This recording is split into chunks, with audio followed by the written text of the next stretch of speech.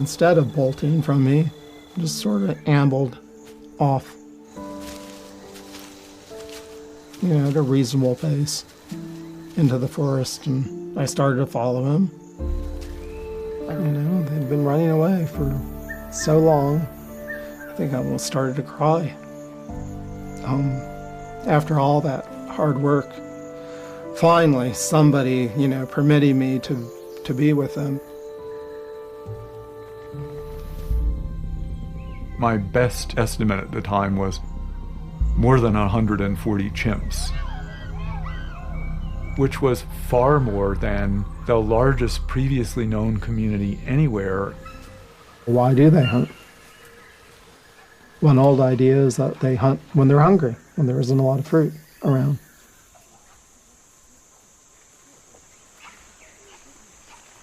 But as things turn out, it's exactly the opposite.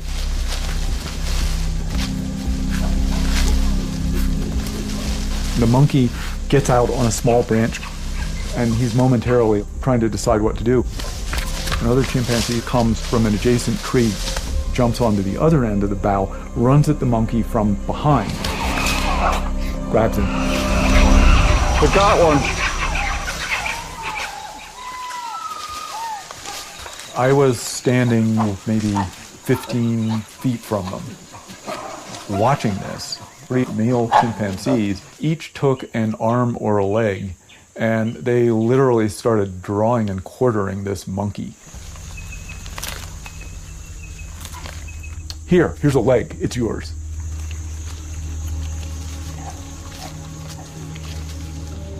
One morning I went out and found Hare and Ellington, not with anyone else. It was not uncommon that the two of them would be together all day long.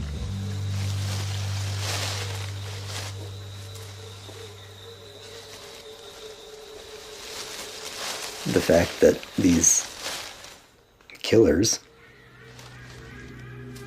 can also be very peaceful, very tranquil, very cooperative.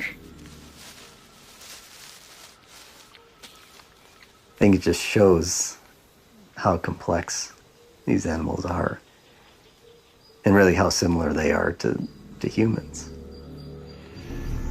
Bill and I were following about 8 or so of the males.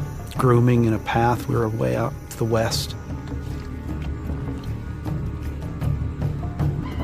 And we heard someone scream. David and I, kind of looked at one another and like, oh, excitement. I briefly was thinking, why were they so upset? What's going on? And we arrived on this scene. They actually attacked one of their own. Brownface and Pincer and most, but not all of the Ngogo chimpanzees were attacking someone. And then I quickly realized they were attacking Grappelli and that he was in real trouble. They beat him, kicked him. Following the attack, which was brutal, Grappelli climbed a tree.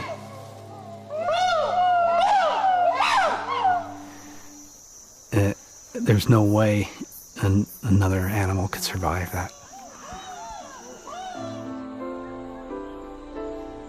When I heard that Hare was the one chimp who had offered some comfort, some solicitation, some support against the attackers, that didn't surprise me at all.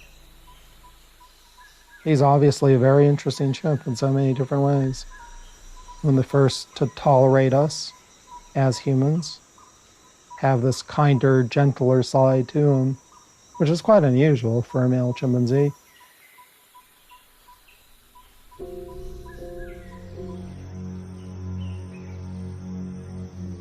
Ellington died. There's a conspicuous absence.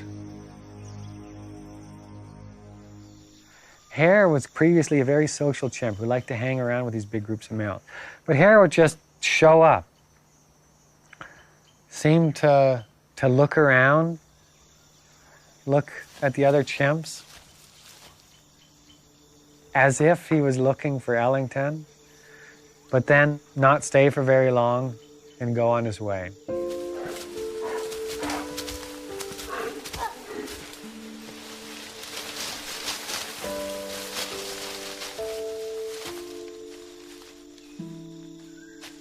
I was getting the impression that, Hare was depressed, didn't want to hang out with other chimps, and that he was really, for a while, really searching for his longtime friend.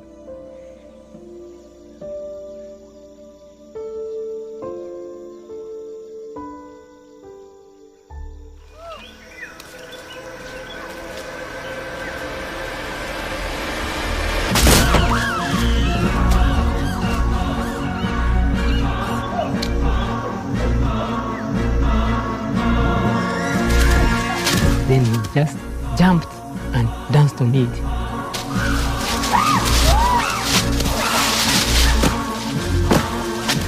And that was the end of it. Over the course of 10 years, they had killed so many members from that neighboring community that they had reduced the coalitionary strength of that neighboring group to an extent where our chimps could simply move in and make this big land grab and expand their territory in a quite significant way.